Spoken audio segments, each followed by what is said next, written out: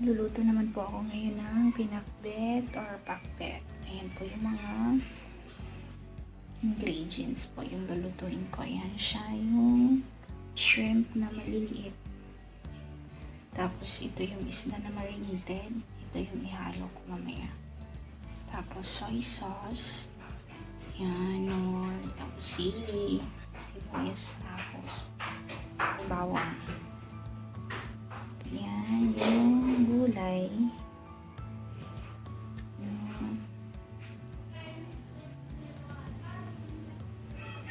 Napakadali lang itong lutuin.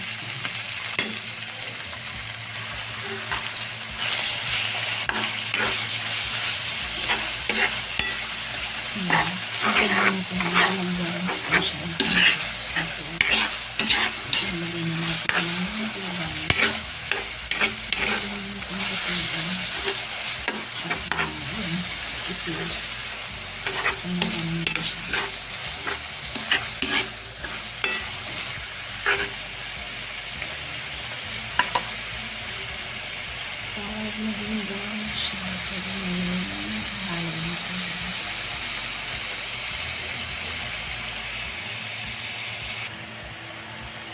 Ayan siya.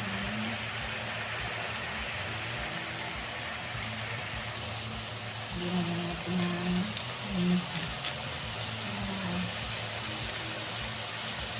Halo na ito. Tapos, ano siya,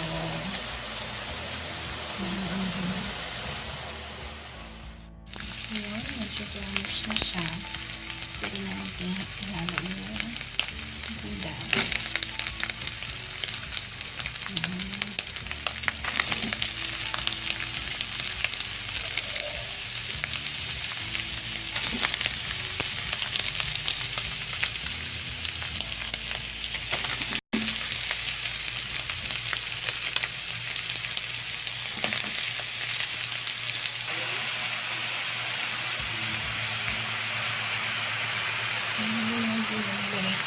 So, maliit ang gawin ko na.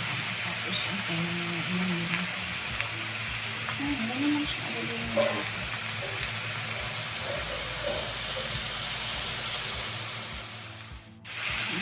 Napahulog-hulog na siya. Naluto na yung gulay. Tapos, natin yung pancake.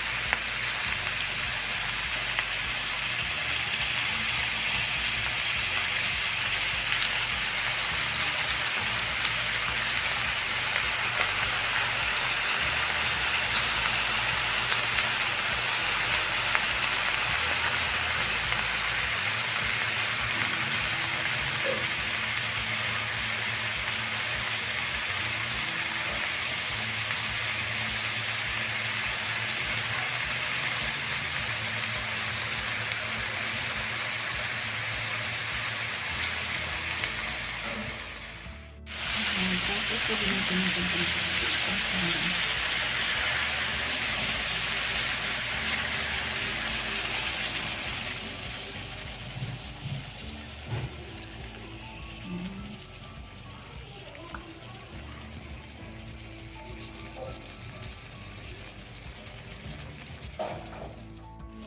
So, bigyan natin yung soy sauce.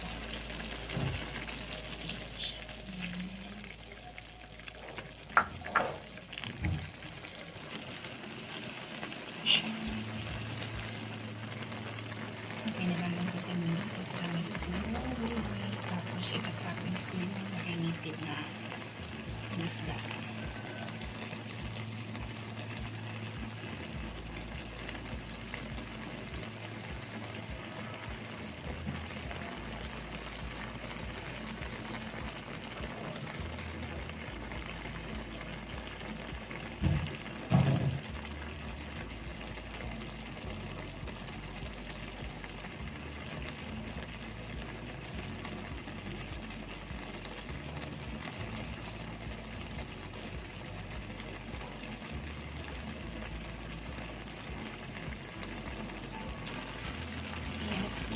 Version ko na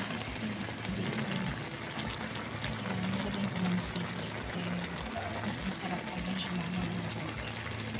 Tapos tinapos ko na lang yung lettuce.